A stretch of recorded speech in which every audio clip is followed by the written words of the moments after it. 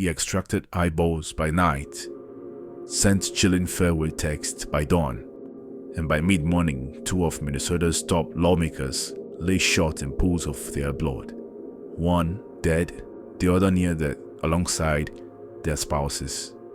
This is the shocking update on Vance Luther Boelter, the funeral worker turned political assassin, finally captured after a 43-hour manhunt. You are watching Fix Africa News Network.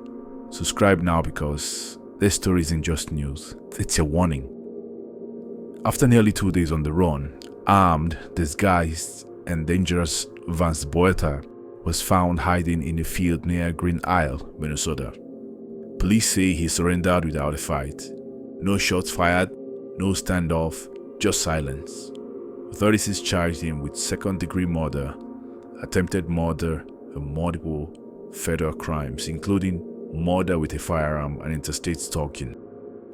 His face, once hidden behind a latex mask, is now the face of what officials are calling political terrorism. Now under police custody, he'll be charged accordingly. His next court appearance is on 27 June 2025. The suspect crawled to law enforcement teams and was placed under arrest at that point in time. There was no use of force by any member of law enforcement that was out there, and the suspect was taken into custody without any use of force. In the meantime, the list of 5 we talked about the last time is now increased. We have now more names from the 70 names hit list. The targets include high-profile individuals not only from Minnesota, but from at least 5 states, namely Wisconsin, Ohio, Michigan, Texas, and Missouri. Here are some names we know about. Rep. Rashida Tlaib from Michigan Democrat. Rep. Hillary Scholten, representing Michigan's 3rd District. Senator Amy Klobuchar, U.S. Senator from Minnesota. Senator Tommy Baldwin, Democratic Senator from Wisconsin. Other names include Rep. Mark Pocan, Democrat, Wisconsin. Rep. Joyce Beatty, Democrat, Ohio. Rep. Mercy Kaptur, Democrat, Ohio. Rep. Greg Landsman, Democrat, Ohio. Rep. Shri Tanida, Democrat, Michigan. Rep. Debbie Dingell, Democrat, Michigan. Rep. Veronica Escobar, Democrat, Texas. Rep. Joaquin Castro, Democrat, Texas. Rep. Emmanuel Cleaver, Democrat, Missouri. Rep. Emmanuel Cleaver, Democrat, Missouri. Rep. Hillary Scholten, Democrat, Michigan. Senator Tammy Baldwin, Democrat, Wisconsin. Did you observe anything from the list? Yes, I did. They are all Democrats across 5 states. Does this daredevil Boelter have a thing against Democrats? We'll let the courts determine and decide. There are more names anyways. They include officials from Minnesota, Lieutenant Governor Peggy Flanagan, Senator Nicole Mitchell, and Rep. Kelly Morrison. There is also Mackenzie Scott, who is a prominent abortion rights advocate and philanthropist. Having read out those names, let's have a look at him. Weeks before these senseless attacks, Boelter posted a video on Facebook, smiling, professional, calm, promoting his role in a funeral home. In that video, he bragged about being on call to remove the deceased, working at night, handling bodies. What he didn't say, that job gave him nighttime mobility, surgical precision, and cover for scouting targets. He knew where to go, how to blend in, and when nobody would be watching. Hello, my name is Vance Boelter. I just go by Vance. No other names that I use. I live in Green Isle, Minnesota, about an hour away from the Minneapolis-St. Paul area. I'm affiliated with 2 funeral homes. I work full-time for Wolf Funeral Home, which is an intake location for about 6 funeral homes. And we also do all the intake for the National Cremation Society and the Neptune Society for all their cremation customers as well. So I mainly do removals at this point. So I work at Wolf full time, and then I also work for another funeral home called Metro First Call, and they also do traditional removals at nursing homes, assisted living apartments, but they also have contracts with medical examiner's office. So like one contract is the Hennepin County Medical Examiner's Office, so we'll do removals, which we're working with a lot of police officers and death investigators at the location where a decedent is found. Could be a crime scene or just a natural death, and our role is to just take the decedent from that place of death to the medical examiner's office. And so between those two locations, I'm working about 6 days a week. What else here? Family and pets. I have a wife and 5 kids, and we have 2 pets, German Shepherds. Fun fact about myself, I've been in the food industry about 30 years, and that led to an opportunity. I was invited to the Democratic Republic of Congo, which is located in Central Africa.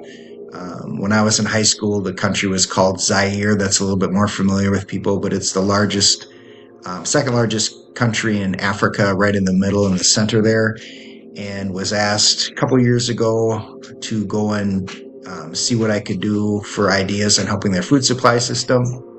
Their population is about 100 million people, and they import 80% of their food currently. So some of the food companies I worked for in the past were Farm to Fork, like Del Monte Foods and Golden Plump Poultry, where we did everything from, at Del Monte, we planted the products to harvested them to process them and then shipped them out. In Golden Plump Poultry, we had our own hatcheries, grow out barns with the farmers, and then processing plants. So between those two companies, I have some experience with agriculture.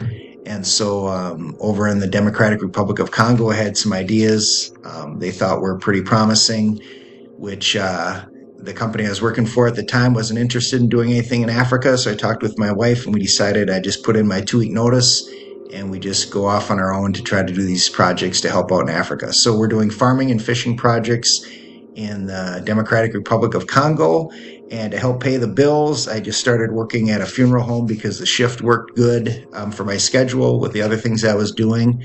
And that led to some classes at DMAC, which led to this course. So just learning more about the funeral industry. And I think that covers everything. And I will look forward to seeing you in class, and we'll go from there. At 6:01 a.m. on the day of the attacks, Boelter sent a bone-chilling message to his roommates. It reads, "I made some bad choices. I may be dead shortly. I love you guys." He also texted his wife Jenny, "I don't want you guys around. There may be armed officers coming to the house." This wasn't impulse. It was premeditated, coordinated, and deeply personal. Now, how about his wife, Jenny Boelter? She's now at the center of the investigation. She was pulled over by police hours after the shooting, with passports, cash, and a firearm in the vehicle. Officials believe she may have tried to flee or been assist Vance's escape. So far, she faces no formal charges, but remains under active investigation. Who is Jenny here? Was she part of the plan, or just caught in the aftermath? Investigation and time will tell. Now, Vance Boelter, who is 57, a former missionary, church elder, funeral contractor, and now the face of American extremism. And I'm just as excited about Jesus. Et je suis juste excité Right de here, Jésus. right now. Jusqu'à présent, même maintenant. And when I get excited, Et quand je suis excité, I want to dance. je veux danser. And what Jesus did for me. Ce que Jésus a fait pour moi. Jesus is God. Jésus est Almighty Dieu. God. C'est le Dieu He puissant. saved my life. Il a sauvé ma vie. Woo! I'm excited about God. Je suis excité de And Dieu. I want to worship Him. Et c'est pourquoi je l'adore. Because He's coming again. And Il revient encore. And He's got plans.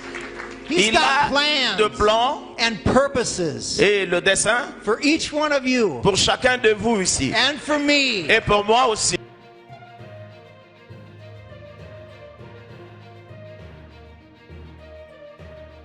His fake police car, his latex mask, his security uniforms. He built a persona that allowed him to kill undetected. His manifesto named 70 people, lawmakers, abortion providers, community leaders. This wasn't rage. This was a mission, one he called necessary in his chilling writings. Boelter's life had spiraled, failed businesses, job instability, isolation, and somewhere along the way, radical ideology filled the silence. Minnesota lawmakers are now under increased security. The FBI and other local authorities have launched the Joint Domestic Extremism Task Force. Community vigils mourn the death of Representative Melissa Hoffman and pray for the recovery of Senator John Hoffman and his wife.